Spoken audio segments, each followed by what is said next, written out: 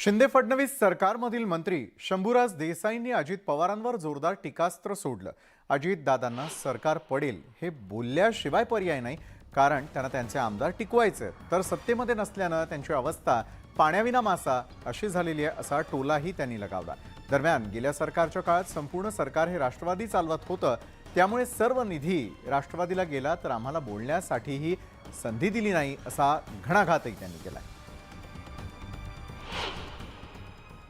आमचं 170चं बहुमत आहे, आम्ही 169 होणार नाही, 175 180 185 होऊ, हे दादांना सुद्धा आत्म माहिती आहे की बाबा या असं काहीतरी होईल, आणि म्हणून आपले आमदार थोपवावेत म्हणून आपल्या भाषणात बोलायचं सरकार पडणार आहे, सरकार पडणार आहे। त्यामुळे याला फारसं या ठिकाणी आम्ही महत्व देत नाही।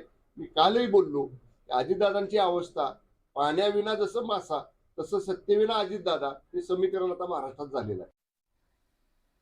मराठा क्रांती मोर्चा तसंच मराठा क्रांती मोर्चाचे मुख्य समन्वयक रमेश केरे यांनी आत्महत्या करण्याचा प्रयत्न केलेला आहे। फेसबुक लाईव्ह करत त्यांनी विषप्राशन केलं। मराठा क्रांती मोर्चाची चळवळ फोडण्यासाठी पैसे घेतल्याचा आरोप त्यांच्यावर करण्यात आलेला होता आणि या संदर्भात एक ऑडिओ क्लिपही व्हायरल होत होती। गेल्या काही दिवसांमध्ये आपल्यावरती चुकीचे आरोप झाले, त्यामुळे माझी नाहक बदनामी केलेली आहे, त्यामुळे मला त्रास झाला असल्याचा आरोप करत केरे यांनी आत्महत्येचा प्रयत्न केला। त्यांच्यावर सध्या मुंबईतल्या जे रुग्णालयात उपचार सुरू आहेत। दरम्यान काही दिवसांपूर्वी दोन मराठा समन्वयकांमधील संवादाची ऑडिओ क्लिप व्हायरल झालेली होती। या व्हायरल क्लिपबद्दल रमेश केरे पाटील काय म्हणाले होते पाहूया।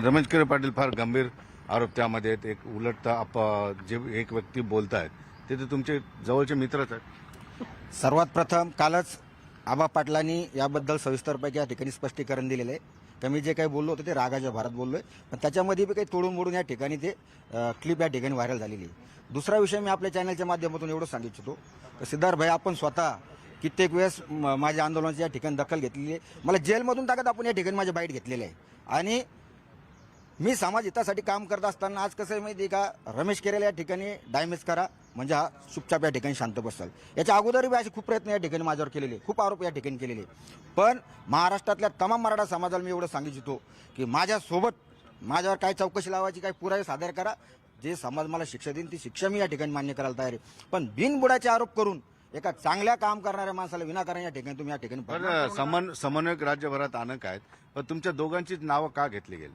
दरवेळेस तुम्ही बघा, दरवेळेस मुवमेंट कोण चालवते, सरकार कोणतं का असू द्या, विरोधात भूमिका कोण घेते, आम्हीच घेतो। गाव पातळीवर जाऊन जागृती कोण करतो, आम्हीच करतो। सरकारच्या विरोधात असू द्या किंवा विरोधकांच्या विरोधात असू द्या, दरवेळी आम्हीच या ठिकाणी हे करतोय। आणि दुसरा विषय, हे जे आरोप वगैरे जे सोशल मीडियावरती जे चालू केलेले आहे, हे काही राजकीय हस्तक याच्यामध्ये घुसून जाणून बुजून यांचे राजकीय अजेंडे या ठिकाणी राबवताना दिसत आहे। निश्चितपणे आता ऑडिओ क्लिप बद्दल प्रतिक्रिया येऊ लागली, ज्यांची नाव आहे त्या दोघांनी या ठिकाणी आपलं मत नोंदवलेलं आहे। सुधीर जाधव सह सिद्धार्थ गोदाम, न्यूज 18 लोकमत।